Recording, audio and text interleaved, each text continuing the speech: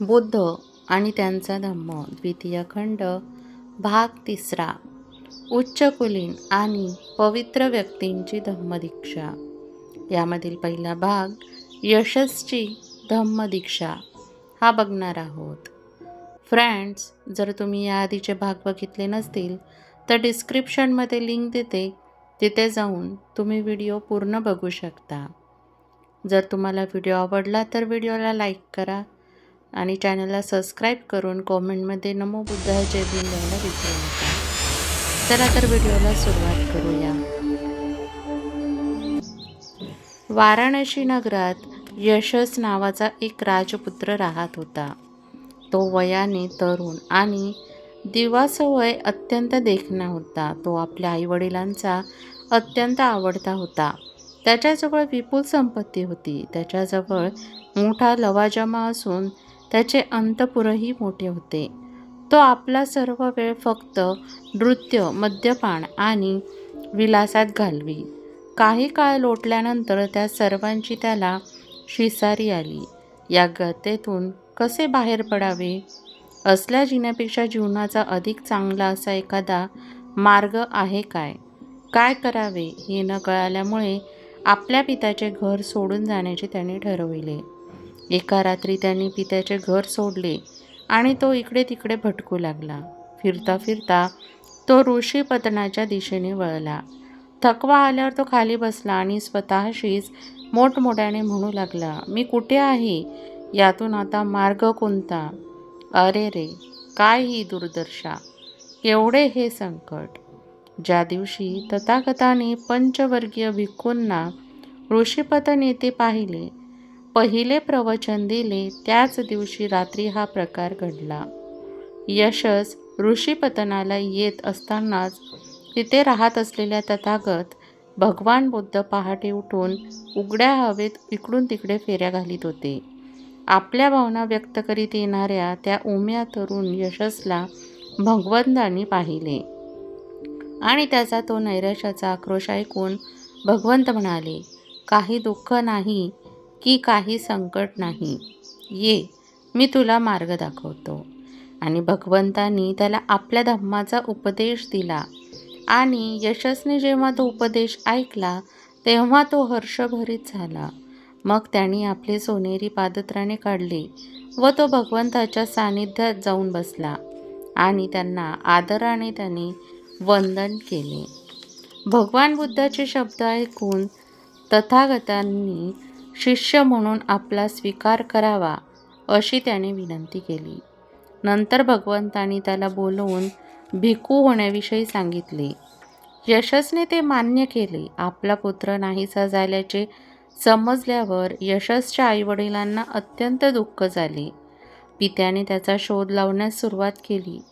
ज्या ठिकाणी भगवंत आणि यशस भिक्खूच्या वेशात बसले होते त्या ठिकाणी यशसचा पिता आला आणि त्याने भगवंतांना विचारले, भगवान, माझा मुलगा यशस याला आपण पाहिले आहे काय?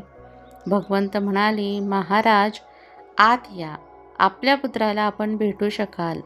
तो आत गेला आणि आपल्या पुत्राजवळ बसला, पण त्याने त्याला ओळखले नाही. यशस आपल्याला कसा भेटला आणि आपले प्रवचन ऐकल्यावर तो भिक्खू कसा झाला हे भगवंतांनी त्याला विचारले, त्याला सांगितले. तेव्हा पित्याने पुत्राला ओळखले आणि आपल्या पुत्राने योग्य मार्ग स्वीकारल्याबद्दल त्याला फार आनंद झाला. बाळ यशय, पिता म्हणाला, तुझी आई शोकाने आणि दुःखाने व्याकुळ झाली आहे. घरी परत ये आणि आपल्या आईला पुन्हा सुखी कर. नंतर यशसने तथागताकडे पाहिले आणि तथागत यशसच्या पित्याला म्हणाले, यशसने पुन्हा त्या संसारी जीवनात जावे आणि पूर्वीप्रमाणेच ऐहिक सुखांचा उपभोग घ्यावा अशी आपली इच्छा आहे काय? आणि यशसच्या पित्याने उत्तर दिले, जर माझा पुत्र यशस याला आपल्याबरोबर राहण्यास फायदा आहे असे वाटत असेल तर त्याला राहू द्या. यशसने भिक्खू म्हणून राहणेच अधिक पसंत केले. निरोप घेण्यापूर्वी यशसच्या पित्या म्हणाले, भगवान तथागतांनी माझ्या घरी माझ्या कुटुंबियांसोबत भोजन करण्यास संमती द्यावी. तथागतांनी आपली वस्त्रे परिधान करून भिक्षापात्र घेतले आणि यशसबरोबर ते त्याच्या पित्याच्या घरी गेले. तेथे पोहोचल्यावर यशसची आई आणि त्याची पूर्व आयुष्यातील पत्नी यांना ते भेटले. भोजनानंतर तथागतांनी त्या कुटुंबातील सर्व मंडळींना आपल्या धम्माचा उपदेश दिला. तो ऐकून त्यांना फार आनंद झाला आणि त्यांनी त्या उपदेशाचे पालन करण्याचे वचन दिले. वाराणसीतील एका श्रीमंत कुटुंबात यशसचे 4 मित्र होते. विमल, सुबाहू, पुण्यजित आणि गवामपती अशी त्यांची नावे होती. यशसने बुद्ध आणि त्यांचा धम्म याचा आश्रय घेतला आहे असे जेव्हा त्यांना समजले तेव्हा ते त्यांना यशसच्या हिताचे, ते आपल्याही हिताचे आहे असे वाटले. म्हणून ते यशसकडे गेले आणि आपले शिष्य म्हणून आपला स्वीकार करण्याविषयी त्याने भगवान बुद्धाला प्रार्थना करावी असे त्यांनी सांगितले.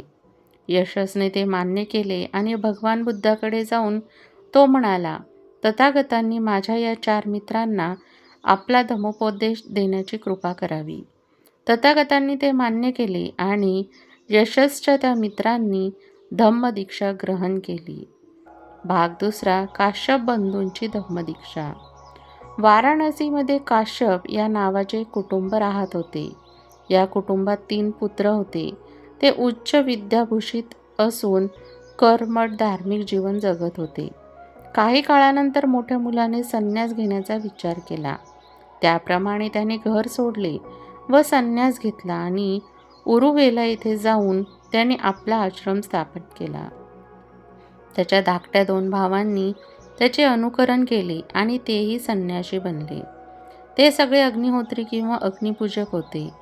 त्यांची लांब केस ठेवले असल्यामुळे त्यांना जटिल असे म्हणत होते.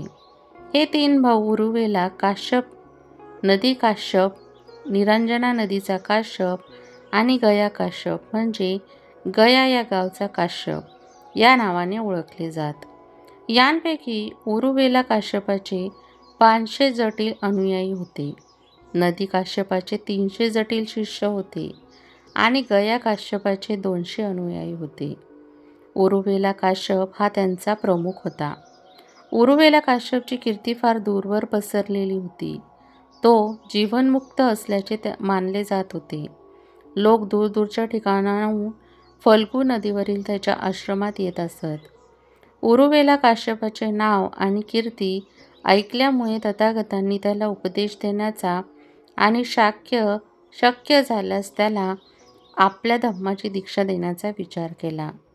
त्याच्या वास्तव्याच्या ठिकाणी माहिती मिळाल्यावर तथागत उरुवेला येथे गेले.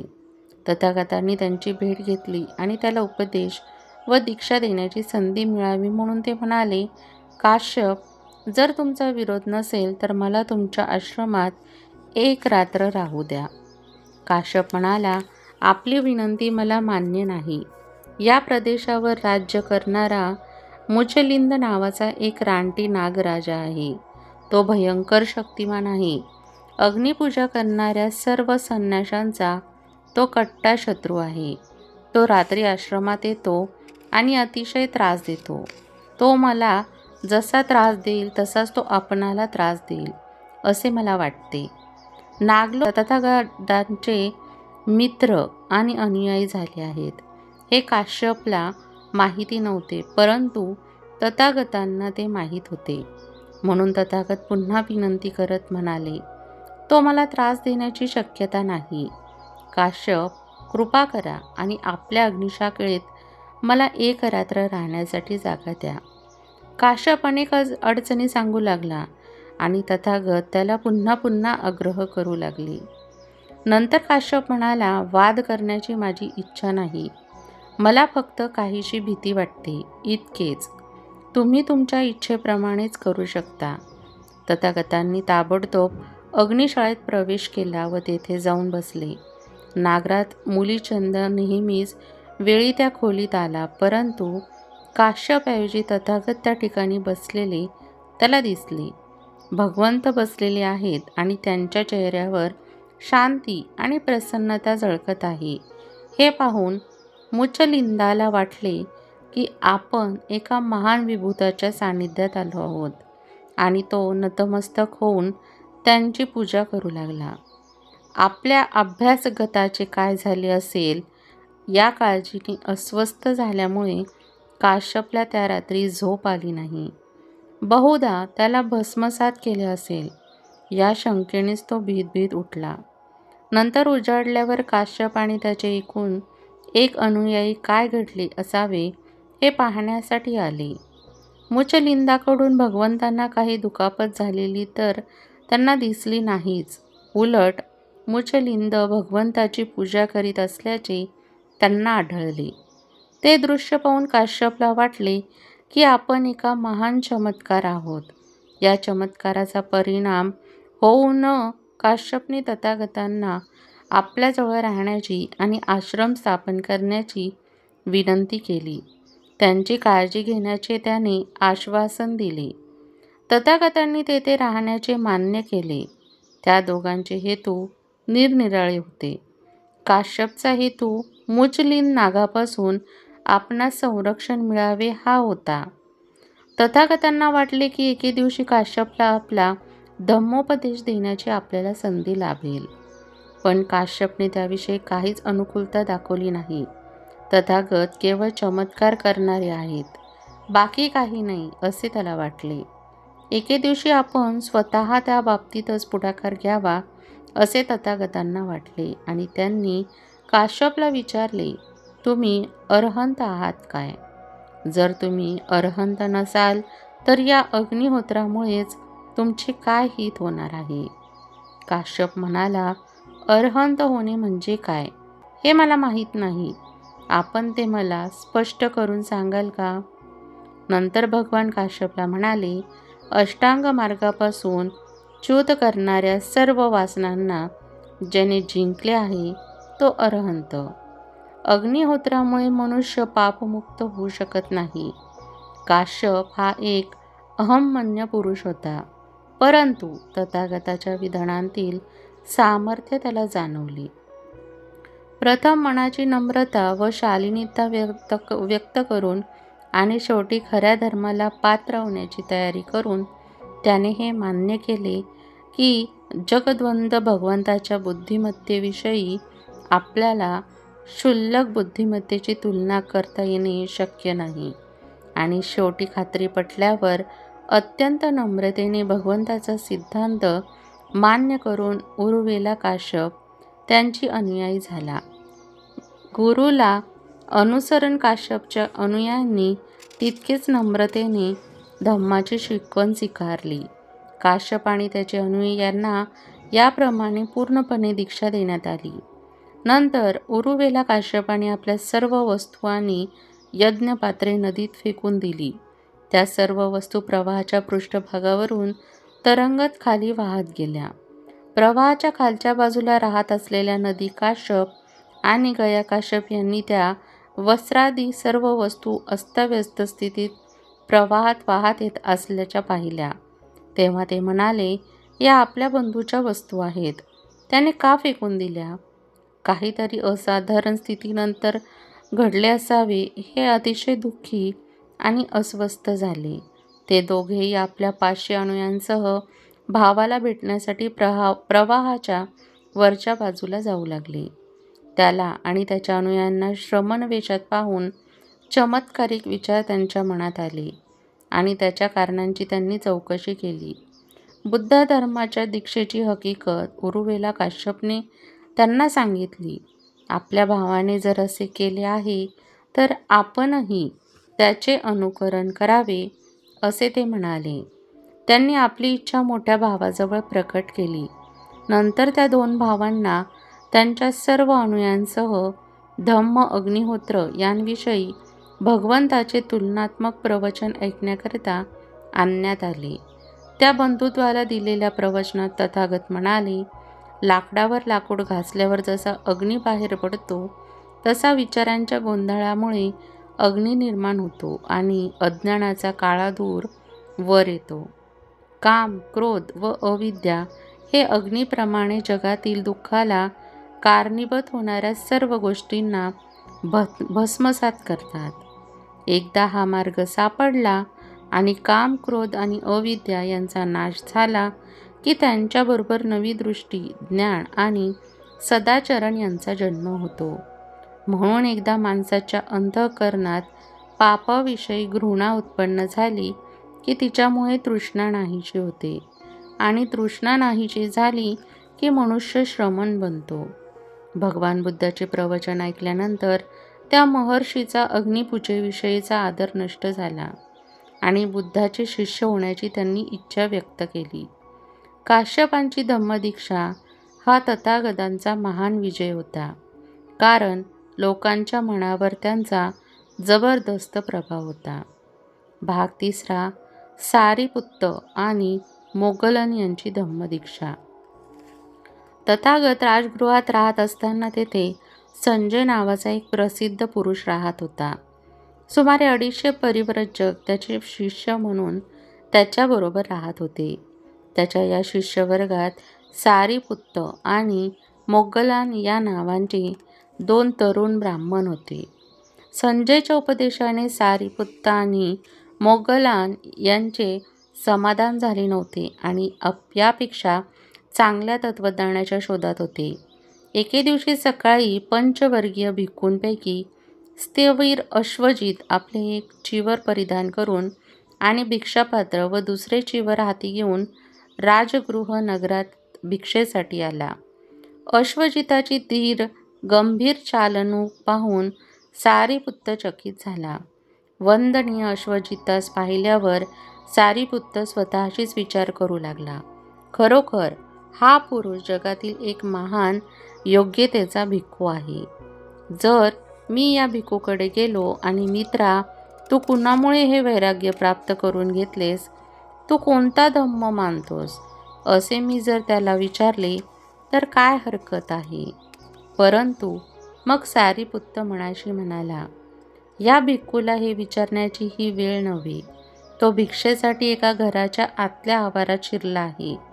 याचकांनी उचित अशा पद्धतीने मी जर त्याच्या मागोमाग गेलो तर काय हरकत आहे. आणि राजगृहातील आपली भिक्षायात्रा संपवल्यावर वंदनीय अश्वजित मिळालेले अन्न घेऊन परत फिरला. नंतर जे त्या ठिकाणी होते त्या ठिकाणी सारीपुत्त गेला. त्याच्यासमोर जाऊन त्याला पाहिले, अभिवादन केले आणि अदबीने त्याच्याशी बोलून तो त्याच्याजवळ उभा राहिला. अश्वजिताच्या जवळ उभा राहून परिव्राजक सारीपुत्ताने त्याला विचारले, मित्रा, आपली मृदा शांत आहे, आपले रूप शुद्धी आणि तेजस्वी आहे. आपण कुणामुळे हे वैराग्य धारण केले आहे? आपला गुरु कोण? आपण कोणता धम्म मानला? अश्वजित म्हणाला, मित्रा, शाक्य कुळात जन्मलेला एक महान श्रमण आहे. त्याच्या नावाने मी ही परिव्रजा धारण केली आहे. तोच माझा गुरु आहे आणि त्याच्याच धम्माला मी अनुसरले आहे.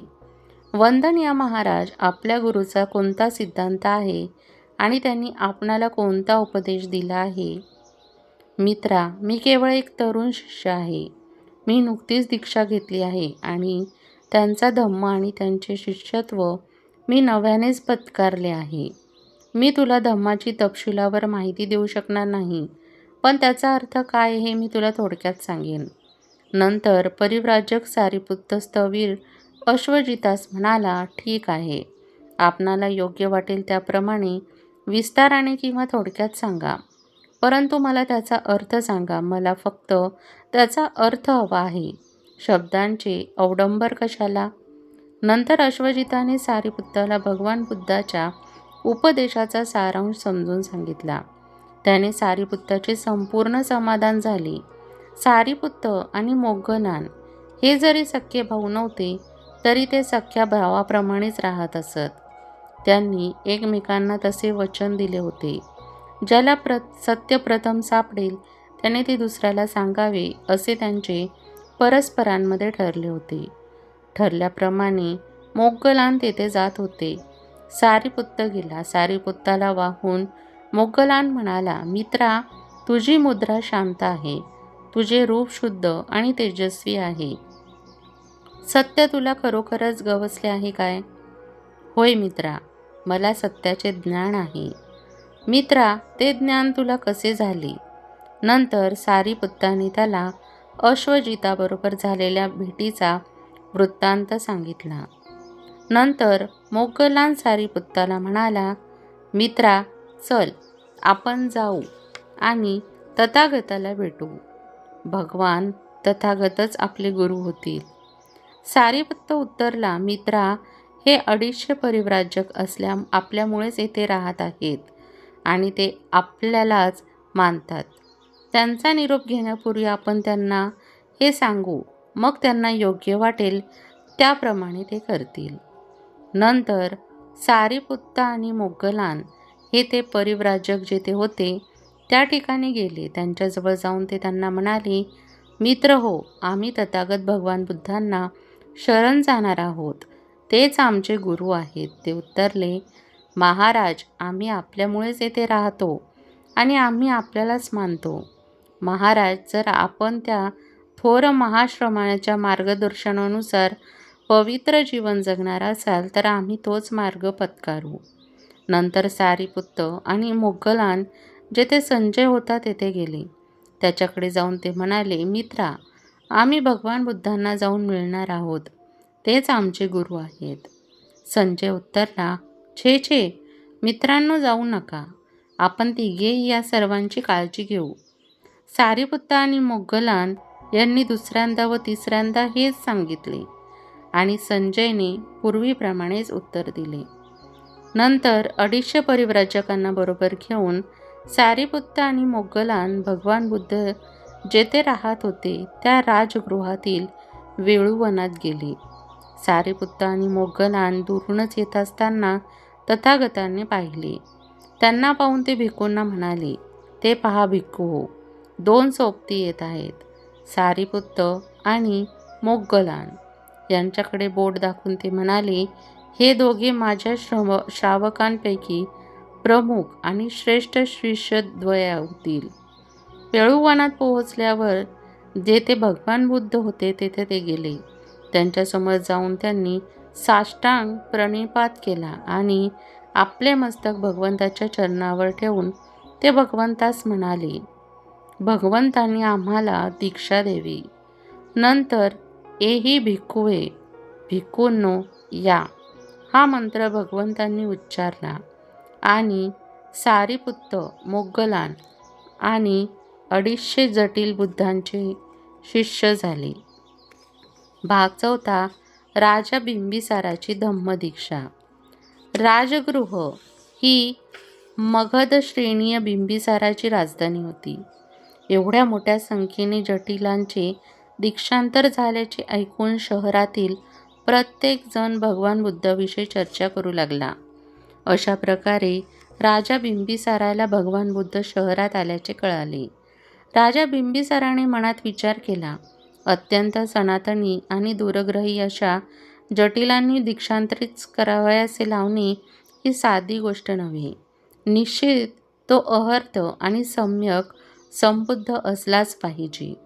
तो विद्वान, सद्वर्तनी, जगाचे संपूर्ण ज्ञान झालेला, यात्रिक लोकांना मार्गदर्शन करणारा सर्वश्रेष्ठ पुरुष आणि देव व मानव यांचा गुरु असला पाहिजे. जे सत्य त्याला स्वतःला समजले आहे अशा सत्याचा उपदेश तो करीत असला पाहिजे. ज्याचा आदी, मध्य आणि अंत कल्याणकारक आहे, ज्याचा आशय आणि शब्द हे दोन्ही अत्यंत सुंदर आहेत, असाच धम्म तो शिकवित असला पाहिजे. संपूर्ण निर्दोषशुद्ध व पवित्र जीवनातच तो प्रसार करीत असला पाहिजे. त्याच्यासारख्या माणसाचे दर्शन घेणे योग्य होय.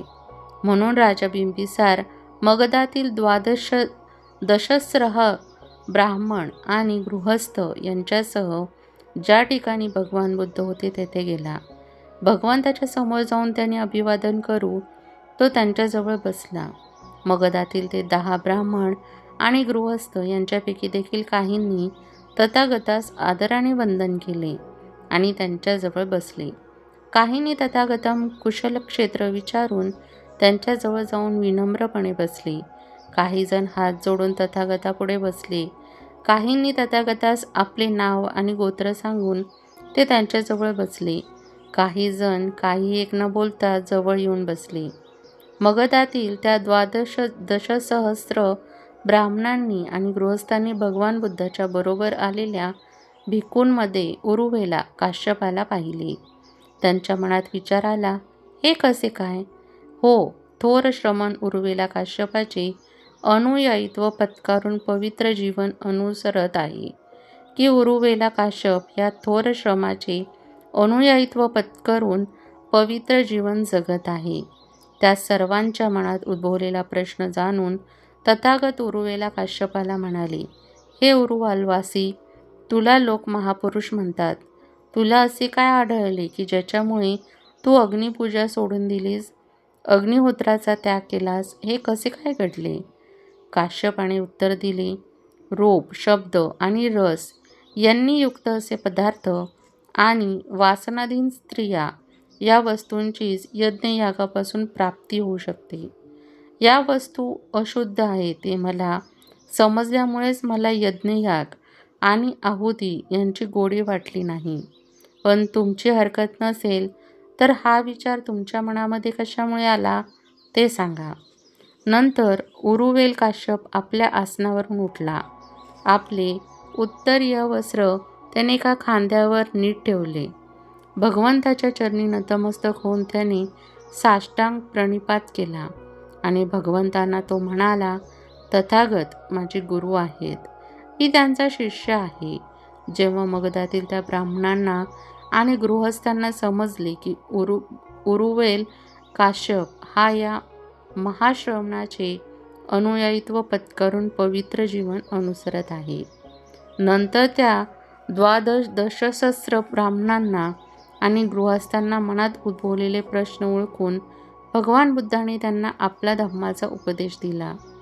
एकही काळा डाग न पडलेल्या स्वच्छ वस्त्राला ज्याप्रमाणे रंग उत्तम चढतो, त्याचप्रमाणे बिंबिसार ज्यांच्या अधिपती आहेत अशा त्या मगधवासीय हजारो ब्राह्मण गृहस्थांनी त्या शुद्ध आणि निष्कलंक धम्माचा रंग धारण केला. 1000 लोकांनी तर आमचे बुद्धाचे उपासक झाल्याची घोषणा केली. ते दृश्य पाहून धम्म समजल्यावर व त्याचे आकलन झाल्यावर, अनिश्चितता नष्ट झाल्यावर, सर्व शंकांचे निरसन झाल्यावर आणि पूर्ण ज्ञान प्राप्त झाल्यावर मगधराज श्रेणीय बिंबिसार भगवंतांना म्हणाला, भगवान, पूर्वी मी राजपुत्र असताना माझ्या या 5 इच्छा होत्या, त्या आता पूर्ण झाल्या आहेत. भगवान, पूर्वी मी राजपुत्र असताना माझ्या मनात विचार आला, मला राज्याभिषेक झाला तर काय बहार होईल. भगवान, माझी पहिली इच्छा होती ती आता पूर्ण झाली आहे. आणि नंतर एखादा अर्थ सम्यक संबुद्ध माझ्या राज्यात आला तर ती किती चांगली गोष्ट होईल. ही माझी दुसरी इच्छा होती. हे भगवान, ती आता पूर्ण झाली आहे. आणि त्या भगवंताची सेवा करणे मला शक्य झाले तर किती बरे होईल. ही माझी तिसरी इच्छा होती. आणि हे भगवान, ती आता पूर्ण झाली आहे. आणि त्या भगवंताने मला आपला धम्म शिकवावा अशी माझी चौथी इच्छा होती. हे भगवान, तीही आता पूर्ण झाली आहे. आणि त्या भगवंताचा धम्म मला कळावा अशी माझी 5वी इच्छा होती. हे भगवान, तीही आता पूर्ण झाली आहे. भगवान, पूर्वी मी राजपुत्र असताना या अशा माझ्या 5 इच्छा होत्या. आश्चर्य, हे भगवान, आश्चर्य.